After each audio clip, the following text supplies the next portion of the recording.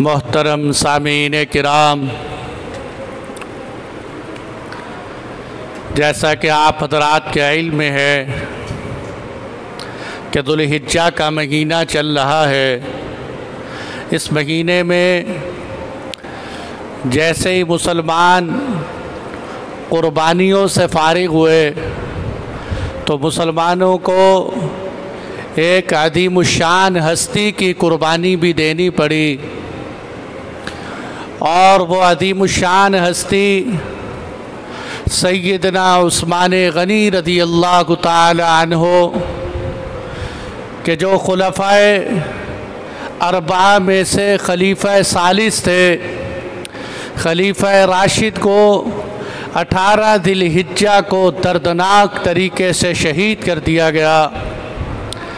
इसलिए आज की इस नशिस्त में सैयदना उस्मान गनी रज़ियल्लाहु अन्हु से मुताल्लिक़ कुछ अहम वाक़यात, कुछ अहम नुकात अर्ज़ करूँगा। अल्लाह जल्ल जलालू से दुआ है कि वो हमें इन अकाबिर सहाबा किराम के नक्शे कदम पर चलने की तौफ़ीक़ अता फ़रमाए। मेरे दोस्तों, सैयदना उस्मान गनी रज़ियल्लाहु अन्हु हज़रत इस्माईल अलैहिस्सलातु वस्सलाम की लड़ी में से कुरैश जो एक शाख है, उस शाख में से बनु उमैया में से एक शरीफ और मुअज़्ज़ज़ तरीन घराने के फ़र्द थे।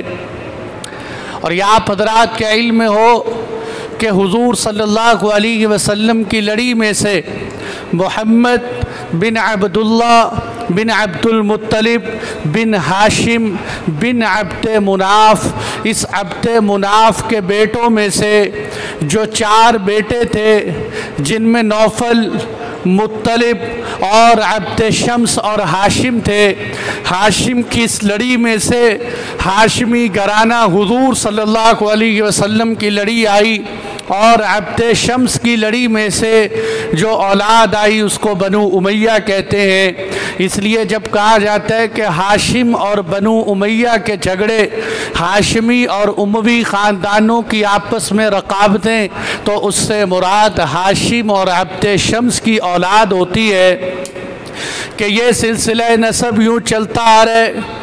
तो बनु उमैया की लड़ी में से सैयदना उस्मान गनी रज़ियल्लाहु अन्हु एक इंतहाई मुअज़्ज़ज़ और शरीफ आदमी थे। आप जो है सैयदना उस्मान गनी रज़ियल्लाहु अन्हु जिस वक़्त आप सल्लल्लाहु अलैहि वसल्लम ने नबूवत का ऐलान किया, उस वक़्त सैयदना उस्मान गनी रज़ियल्लाहु अन्हु 34 साल के भरपूर नौजवान थे।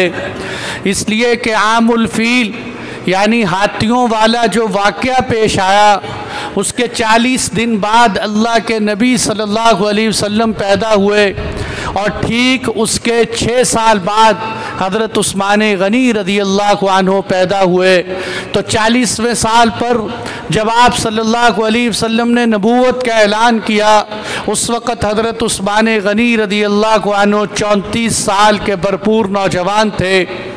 आपके वालिद मोहतरम अफ़्फ़ान उस वक़्त फ़ौत हो चुके थे। उनके तरके में जो वरासत आपको मिली वो ठीक ठाक वरासत थी। आपने अपने आबाई पेशे के मुवाफिक उस सारे वरासत को तिजारत में लगाकर एक बेहतरीन खुशहाल ज़िंदगी गुजार रहे। लेकिन जैसे ही इस्लाम की आवाज़ कानों में पड़ी, आपने उस ऐश व इशरत को, अपनी तिजारत को और अपनी खुशहाली को दांव पर लगाकर इस्लाम को सीने से लगाया और इस्लाम कबूल किया। और इस्लाम कबूल करते ही आपके चचा हकम बिन अबिल आस ने आपको तकलीफ़ें देना शुरू कर दी, ज़दोकूब करना शुरू कर दिया। लेकिन ये तो इस्लाम है कि जिसको जो कबूल कर लेता था वो मारे खाए, वो गालियाँ सहे, वो ताने बर्दाश्त करे, उसको माल दौलत का नुकसान उठाना पड़े, वो इस्लाम से पीछे नहीं हटता था। हज़रत उस्मान गनी रज़ियल्लाहु अन्हु इस्लाम को सीने से लगाने के बाद आखिर दम तक इस्लाम पर कायम रहे। और यहाँ तक कि आपको अल्लाह ताला ने ये एजाज़ नसीब फरमाया कि आप उन साबकीन अव्वलीन की फहरिस्त में शामिल हुए, यानी जो पहले इस्लाम लाने वाले थे, जिनको कुरान कहते हैं वस्साबिकून अल-अव्वलून मिनल मुहाजिरीन वल अंसार वल्लज़ीन इत्तबऊहुम बिइहसान रज़ियल्लाहु अन्हुम व रज़ू अन, कि वो लोग जो पहले इस्लाम लाए अल्लाह उनसे राज़ी हो गए और वो अल्लाह से राज़ी हो गए, अल्लाह उनसे राज़ी हो गए और वो अल्लाह से राज़ी हो गए। आप पहले इस्लाम लाने वालों में शामिल हैं। और इसी तरह अशरा मुबशरा, यानी वो 10 खुश नसीब सहाबा के जिनको हुजूर सल्लल्लाहु अलैहि वसल्लम ने एक मजलिस में इसी दुनिया के अंदर जन्नती होने की बशारत अता फरमाई, हज़रत उस्मान गनी उन 10 खुश नसीब सहाबा में शामिल हैं। और इसी तरह आप उन 6 खुश नसीब सहाबा में शामिल हैं कि जिनसे आखिरी वक़्त तक हुजूर सल्लल्लाहु अलैहि वसल्लम राज़ी रहे, आपका नाम उनके अंदर भी शामिल है। और मेरे दोस्तों, सैयदना उस्मान गनी रज़ियल्लाहु अन्हु की 2 खासुल ख़ास, आपको 2 खासुल ख़ास इम्तियाज़ हासिल थे। पहला ख़ास इम्तियाज़ ये था कि आप हुजूर नबी अकरम सल्लल्लाहु अलैहि वसल्लम रहमतुल लिल आलमीन ख़ातमुन नबिय्यीन के दोहरे दामाद थे, यानी कि पहले आपके निकाह में हुजूर की एक बेटी हज़रत रुक़ैया आई। जब आपकी ये बेटी वफ़ात पा गई तो हज़रत उम्मे कुलसूम आपके निकाह में आई। जब ये भी फौत हो गई तो आपने फरमाया अगर मेरी कोई और बेटी होती तो वो भी मैं उस्मान के निकाह में दे देता। इस तरह हज़रत उस्मान रज़ियल्लाहु अन्हु रूए ज़मीन पर वो वाहिद इंसान है कि जिनके निकाह के अंदर नबी की 2 बेटियां आईं, वरना आदम अलैहिस्सलातु वस्सलाम से लेकर आप सल्लल्लाहु अलैहि वसल्लम तक, बल्कि क़यामत की सुबह तक कोई एक ऐसा शख्स नहीं आया कि जिसके निकाह के अंदर नबी की 2 बेटियां हों। और हज़रत उस्मान गनी रज़ियल्लाहु अन्हु के निकाह में सिर्फ नबी की नहीं बल्कि इमामुल अंबिया की, ख़ातमुन नबिय्यीन की, रहमतुल लिल आलमीन की 2 बेटियां आपके निकाह के अंदर आईं। तो इससे ये भी पता चलता है कि हुजूर सल्लल्लाहु अलैहि वसल्लम की जानिब से सैयदना उस्मान गनी रज़ियल्लाहु अन्हु को बुलंद किरदारी का परवाना भी नसीब हुआ। और इससे ये भी पता चला कि हुजूर सल्लल्लाहु अलैहि वसल्लम को सैयदना उस्मान गनी पर कामिल एतिमाद था, वगरना एक शरीफ से शरीफ इंसान भला अपनी बेटी किसी कम ज़रफ़ इंसान के निकाह में देते, किसी ऐबदार इंसान के निकाह में देते। हुजूर ने जिस शख्सियत को अपनी बेटी दी हो, हुजूर सल्लल्लाहु अलैहि वसल्लम के चुनाव और इंतखाब का क्या आलम होगा। फिर एक बेटी दी, फिर दूसरी बेटी दी और कहा उस्मान अगर मेरी और बेटियां होती तो वो भी तेरे निकाह में दे देता। इसलिए बहुत बड़ी ख़ास और दूसरी गैर मामूली ख़ासियत ये थी कि आप रूए ज़मीन पर शर्मो हया में सबसे मुमताज़ थे। हज़रात अंबिया किराम अलैहिमुस्सलाम की बात नहीं, हज़रात अंबिया किराम का तो कोई मुकाबिल ही नहीं, लेकिन अपने मुकाबले में, अपने हम मिसलों में आप जैसा शर्मो हया में ख़ास इम्तियाज़ रखने वाला कोई नहीं। एक दफ़ा ना आप सल्लल्लाहु अलैहि वसल्लम लेटे हुए आराम फरमान, सैयदना अबू बकर सिद्दीक़ रज़ियल्लाहु अन्हु तशरीफ़ लाए, आप बैठे रहे, आपकी पिंडलियों से कपड़ा हटा हुआ। हज़रत उमर फ़ारूक तशरीफ़ लाए, आप वैसे ही उनसे गुफ्तगू करते रहे। ये हज़रात तशरीफ़ ले गए, सैयदना उस्मान गनी आए, आपने आकर दरवाज़े पे इजाज़त मांगी कि मैं अंदर आऊँ। आप फ़ौरन उठे और अपने कपड़े को पिंडली से सीधा किया। पूछा गया अल्लाह के महबूब आप अबू बकर व उमर के आने पर नहीं चौंके? हज़रत उस्मान आए, आप सीधे बैठ गए, कपड़ा भी सीधा किया। आपने कैसे बेहतरीन अल्फाज इरशाद फरमाए, अला अस्तही मिन रजुलिन तस्तही मिनहुल मलाइका, क्या मैं उस शख्स से हया न करूं जिससे फरिश्ते हया करते हैं? क्या मैं उस शख्स से हया न करूं जिससे फरिश्ते हया करते हैं। यानी हज़रत उस्मान गनी रज़ी अल्लाह अन्हु का हया ऐसा था कि ज़मीन तो ज़मीन, आसमान वाले भी हज़रत उस्मान गनी के हया पर रश्क करते थे।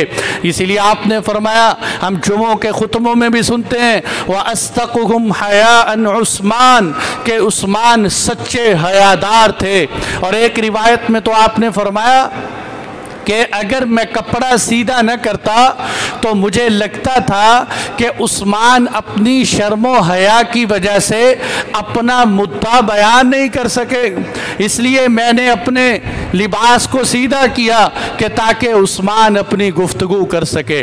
हया और शर्म का ये हाल था, शिद्दत हया आपके अंदर इतनी थी कि कभी बंद गुसल खाने में हमेशा नहाते थे, लेकिन कभी बंद गुसल खाने के अंदर भी नंगे होकर गुसल नहीं किया। हमेशा पाजामा पहनकर बंद गुसल खाने के अंदर गुसल करते थे। ऐसा हया अल्लाह ताला ने सैयदना उस्मान गनी रज़ी अल्लाह अन्हु को नसीब फरमाया था। और फिर सैयदना उस्मान गनी रज़ी अल्लाह अन्हु ने पहले मक्कातुल मुकर्रमा से हबशा की तरफ इस्लाम की खातिर अपनी बीवी के साथ हिजरत की, और फिर हुजूर के कहने पर आपने मदीना मुनव्वरा भी हिजरत की। और हिजरत कितना बड़ा अमल है, आपने फरमाया हिजरत पिछले सारे गुनाहों को माफ़ कर देती है। हज़रत उस्मान गनी ने पहले हबशे भी हिजरत की, फिर मदीना मुनव्वरा भी हिजरत की। 2 हिजरतों का एहसास भी आपको नसीब है।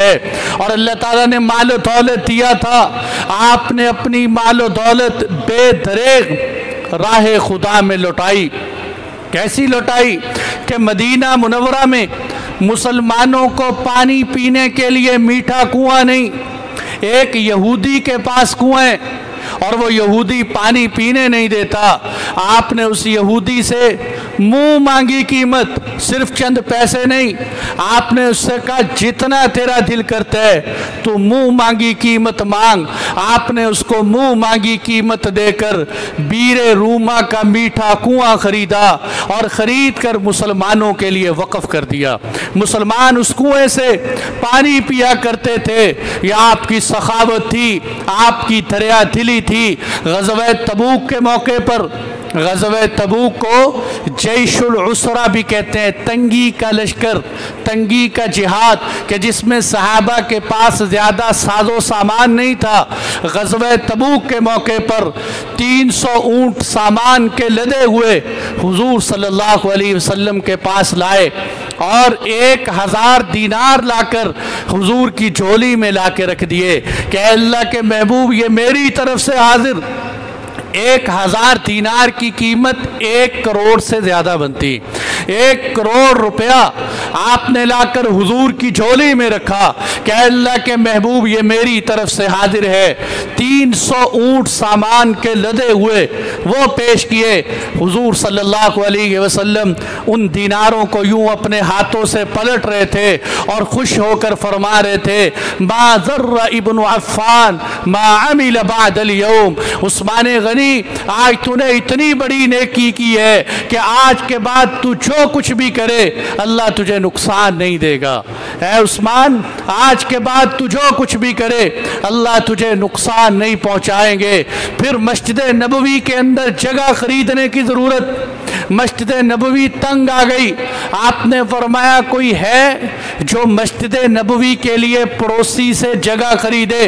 अब सहाबा से हुजूर पूछ रहे हैं। सैयदना उस्मान गनी उठे और जाकर सौदा करके आ गए। अल्लाह के नबी, मैं जगह का सौदा कराया हूँ, खरीद कर ले आया हूँ मस्जिद नबवी की जगह। आपने इस तरह अपना माल, अपनी दौलत राह खुदा के अंदर लौटाई।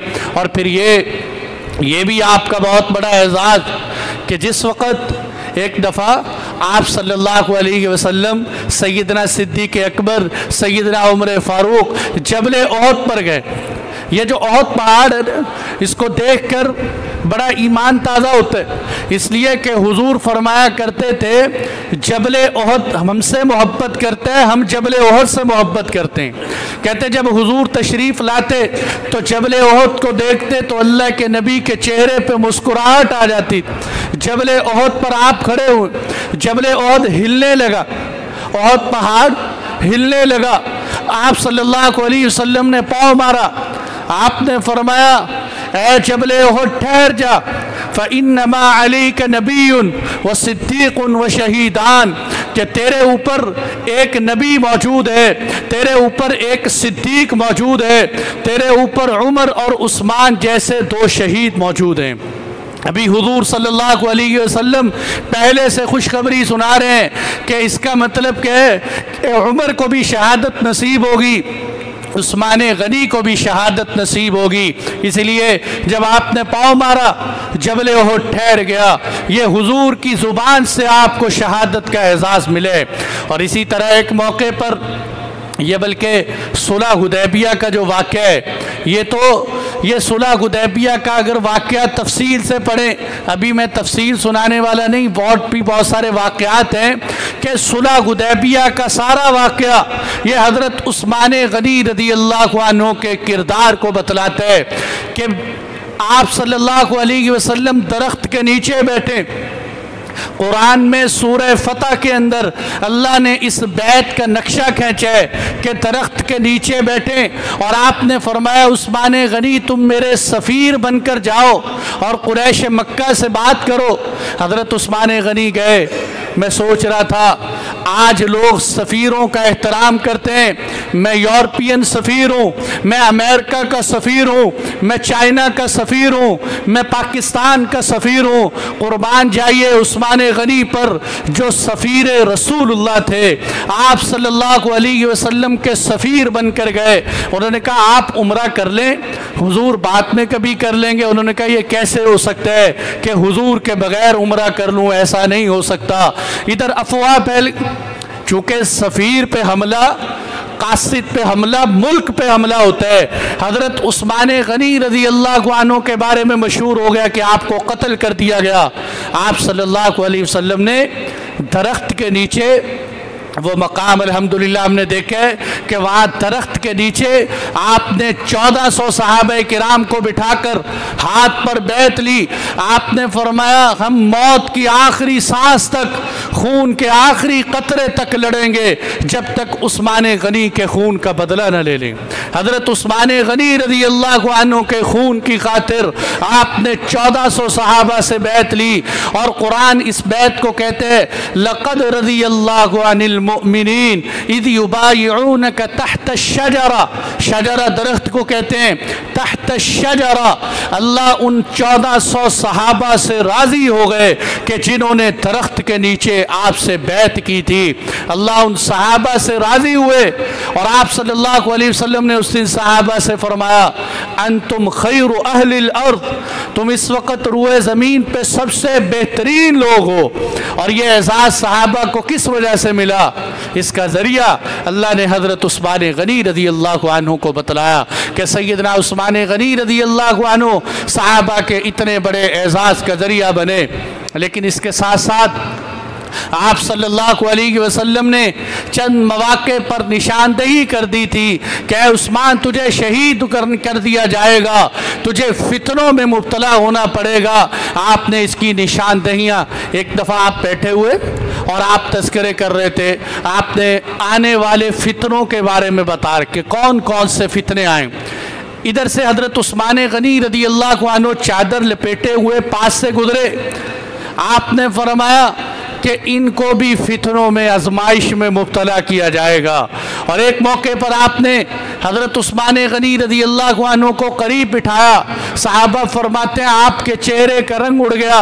बात में पूछा गया क्या हुआ, तो कहने लगे मुझे अल्लाह के महबूब ने बतलाया उस्मान अल्लाह तुम्हें एक चादर पहनाएगा, लोग उस चादर को उतारने की कोशिश करेंगे लेकिन तुम उस चादर को उतारना नहीं। यानी आपने खिलाफत की तरफ इशारा किया था कि अल्लाह आपको खलीफा बनाएंगे, लोग आपको खिलाफत से हटाएंगे, लेकिन ए उस्मान तूने खिलाफत से हटना नहीं है। इसलिए हज़रत उस्मान गनी रज़ियल्लाहु अन्हु को फितनों से, आने वाली आजमाइशों से, मुसीबतों से अल्लाह के नबी पहले से आगाह कर चुके थे। चुनाचे जिस वक़्त आपने खिलाफत संभाली, सल्तनत इस्लामिया 23 हिजरी ज़िल-हिज्जा या मुहर्रम की 1 तारीख और बाज़ रिवायात में ज़िल-हिज्जा की 30 तारीख को सैयदना उमर फ़ारूक शहीद कर दिए गए। और आपने अपने बाद 6 सहाबा की जो शूरा बनाई, उनमें से 3 सहाबा 3 के हक़ में दस्तबरदार, तो पीछे 3 सहाबा बचे, एक हज़रत अब्दुर्रहमान बिन औफ, एक हज़रत उस्मान, एक हज़रत अली। हज़रत अब्दुर्रहमान बिन औफ ने फरमाया कि भाई मैं भी अपना हक़ आप लोगों के सुपुर्द करता हूँ, आप दोनों में से जिसको चाहें। यहाँ एक अजीब बात बताऊँ, हज़रत तलहा जो इन 6 बंदों की शूरा में शामिल थे, वो दरवाजे के बाहर पहरे के तौर पे खड़े और ये 6 सहाबा अंदर मशवरा कर रहे। बहुत ज़्यादा टाइम लग गया मशवरा करते हुए। लोगों ने कहा पता नहीं अंदर झगड़ा हो रहा है कि खिलाफत मुझे मिले, खिलाफत मुझे मिले, खिलाफत मुझे मिले। उन्होंने कहा लोगों नहीं, सहाबा को टाइम इसलिए नहीं लगा कि वो खिलाफत की डिमांड कर रहे थे, बल्कि टाइम इसलिए लगा कि वो चाह रहे थे भाई मुझसे खिलाफत हटाओ, तुम संभालो, मुझे इसकी ज़रूरत नहीं, तुम संभालो। इसलिए मेरे दोस्तों, मैं कहा करता हूँ सहाबा को सहाबा के पैमाने पर नापो, आज की 14वीं सदी के इंसानों पर न नापो कि जहाँ MPA से लेकर सदर वजीर आज़म तक ओहदों की तलब ही तलब है।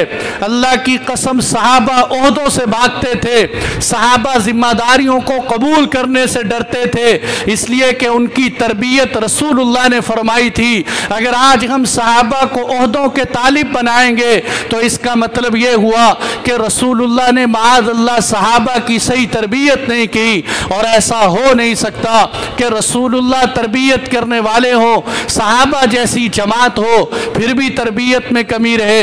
सहाबा ओहदों के तालिब नहीं थे। उन्होंने कहा तुम ले लो। हज़रत अब्दुर्रहमान बिन औफ पे फैसला आया, आपने कहा ठीक है मैं फैसला करता हूँ। 3 दिन तक, आज देखो 3 दिन तक आप तलाश करते रहे, लोगों की राय लेते रहे, घरों में जा जा के मालूम करते थे, काफिलों आते, देहातियों के पास जाते, शहरियों के पास जाते, भाई राय दो कौन किसको खलीफा बनाया जाए। तो सबकी राय और अक्सर की राय कह लें कि उन्होंने कहा आप हज़रत उस्मान गनी रज़ी अल्लाह अन्हु को अमीर बनाएं। आप मस्जिद में तशरीफ़ लाए, आपने हज़रत अली का हाथ पकड़ा, आपने फरमाया अली मैं तुझसे हलफ लेता हूँ इस बात का कि अगर मैं तुझे खलीफा बनाऊं तो तू अदल इंसाफ करेगा। उन्होंने कहा ठीक है, और अगर मैं उस्मान गनी को खलीफा बना दूं तो तू इनकी इत्तिबा करेगा। उन्होंने कहा बिल्कुल ठीक है। फिर आपने हज़रत उस्मान गनी का हाथ पकड़ा, ऐ उस्मान अगर तुझे खलीफा बनाऊं तो अदल इंसाफ करेगा। उन्होंने कहा बिल्कुल, और अगर हज़रत अली को खलीफा बनाऊं मैं उनकी इत्तिबा करूँगा। उन्होंने कहा ठीक है।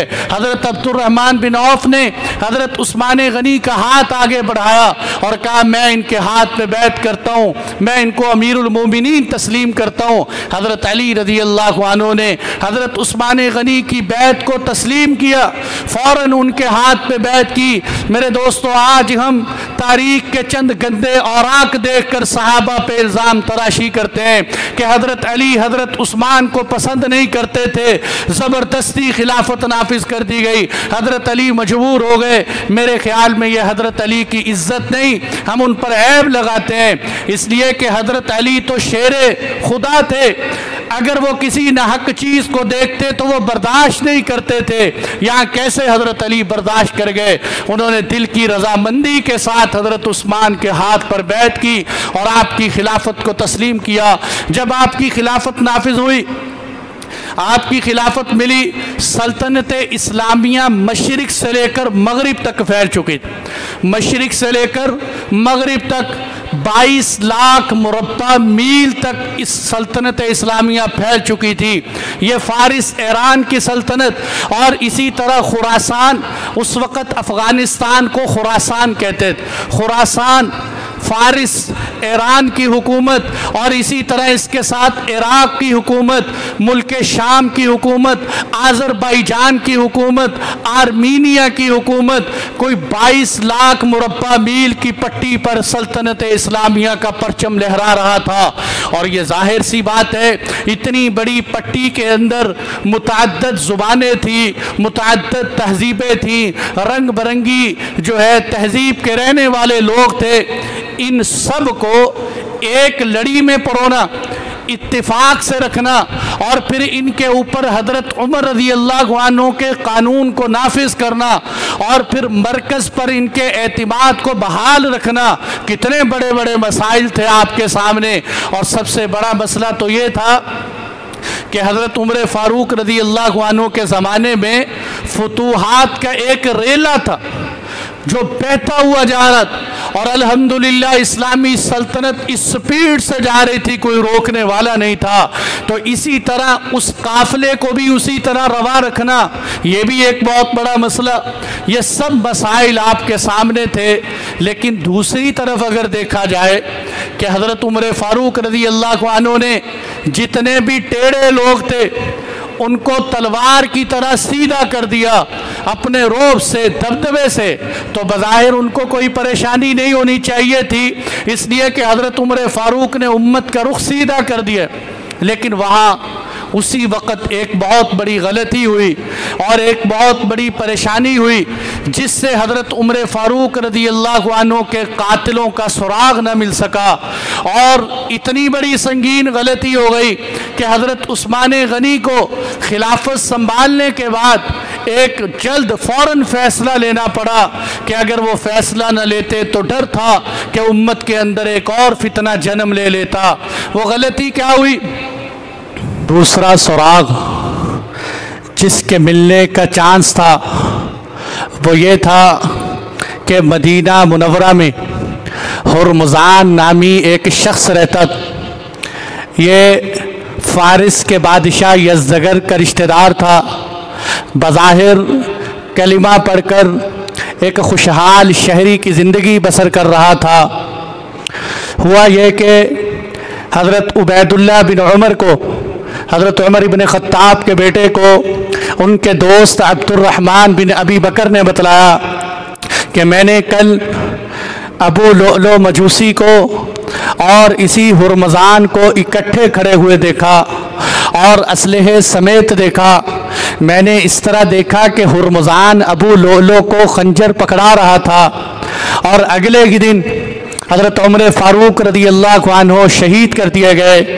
तो इससे पता चलता है कि अबू लुअलुअ मजूसी और ये हुर्मुज़ान, ये दोनों एक ही तराजू के चट्टे बट्टे हैं।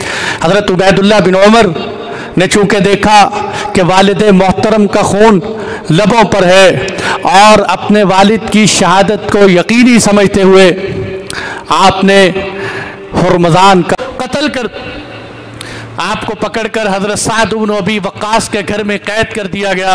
अभी ताज़ा ताज़ा खिलाफत हज़रत उस्मान गनी ने संभाली और सामने मुकदमा ये पेश आ कि उबैदुल्लाह बिन उमर ने एक कलिमा गो मुसलमान को नाहक कत्ल कर दिया। अब सीधी सी बात तो ये थी कि जब कत्ल हुआ कि उसी तरह हज़रत जो है उबैदुल्लाह बिन उमर को भी कातिल के बदले में कत्ल कर दिया जाता। लेकिन इसमें एक बहुत बड़ा फितना खड़ा हो, फितना क्या खड़ा होता, लोग कहते कि कल खलीफा शहीद हो गए, आज खलीफा का बेटा शहीद कर दिया गया। तो फितने पे फितने, और अगर इंसाफ न करें तो शरीयत के खिलाफ होते। इसलिए आपने सहाबा किराम को बुलाकर मुशावरत की। सहाबा में से भी बाद सहाबा ने राय दी कि ठीक है, कत्ल के बदले कत्ल, इनको कत्ल कर दिया जाए।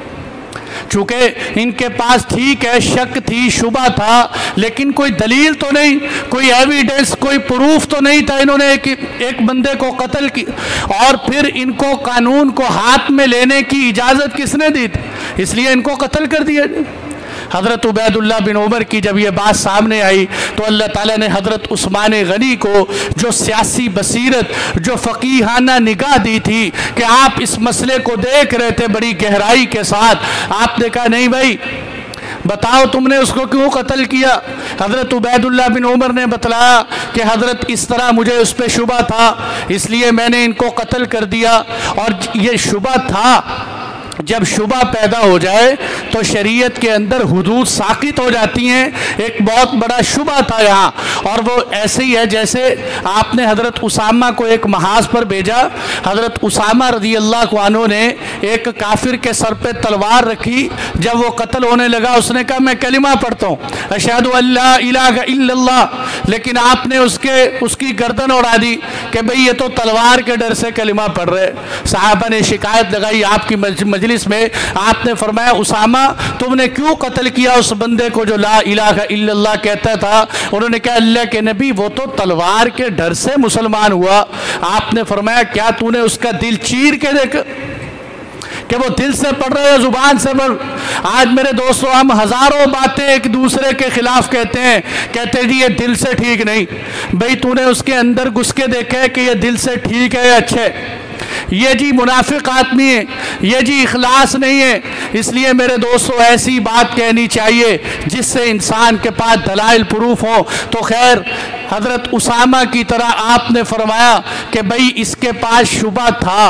और ये बात मुर्रिखीन की बात, ये वाक़या मैं आपको इसलिए सुना रहा हूँ कि आजकल मुस्तशरिकीन और नाम निहाद मुहक्किकीन मार्केट में आ गए, जो सहाबा पर इल्ज़ाम लगाते हुए बहतान तराशी करते हुए अजीब अजीब बातें सुनाकर मैं आपको सारे ताने बाने मिलाकर सही किस्सा आपके सामने लाना चाहता हूँ कि हज़रत उस्मान गनी रज़ी अल्लाह अन्हु ने देखा कि शुबहात हैं और ये शुबहात बाज़ मुअर्रिखीन के मुआफिक हकीकी भी थे। हम 14 सदियों बाद फैसला तो नहीं कर सकते, लेकिन ये जो अबू लोलो था ये भी ईरानी, यज़दगर भी ईरानी, और इसी तरह ये जो हुरमज़ान था ये हुरमज़ान भी ईरानी था, और तीनों का मज़हब भी मजूसी था और मजूसियत से हुरमज़ान ने इस्लाम कबूल किया। इसलिए तीनों का मज़हब भी मिलता जुलता और तीनों को इकट्ठा होते हुए भी देखा। और ये बहुत बड़ी दलील थी कि किसरा सल्तनत चूँकि हज़रत उमर रज़ी अल्लाह अन्हु ने अफसाना बना दी थी, इसलिए उनके दिल में था कि कोई मौका मिले सही हम हज़रत उमर फ़ारूक को शहीद करें।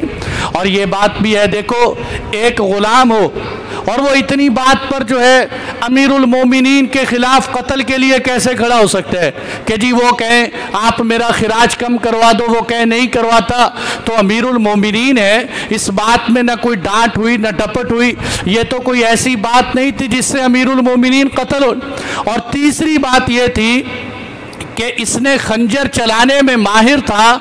अगर ये कोई आम गुलाम होता तो 13 सहाबा को खंजर से कत्ल न करता, और उस वक़्त सहाबा में ये खंजर भी मारूफ नहीं था। कहते 2 धारी खंजर पहली दफ़ा देखा गया और उस पर जहर लगी हुई थी, और ये पहले से हज़रत उमर फ़ारूक को कह रहा था कि मैं ऐसी चक्की बनाऊंगा जिसके तज़किरे मशरिक़ से मगरिब तक होंगे। तो इससे पता चलता था कि इसके पीछे फ़ारिस और किसरा की गैर बैरूनी साजिशें इसके अंदर शामिल थी कि जिससे आपको शहीद किया गया। इसलिए हज़रत उस्मान गनी ने मौके महल की बसीरत के एतबार से बड़ा बेहतरीन फ़ैसला फरमाया। ऐसा फ़ैसला किया जो इस्लाम के उसूलों के भी मुआफिक था, हालात के भी बिल्कुल मुआफिक था।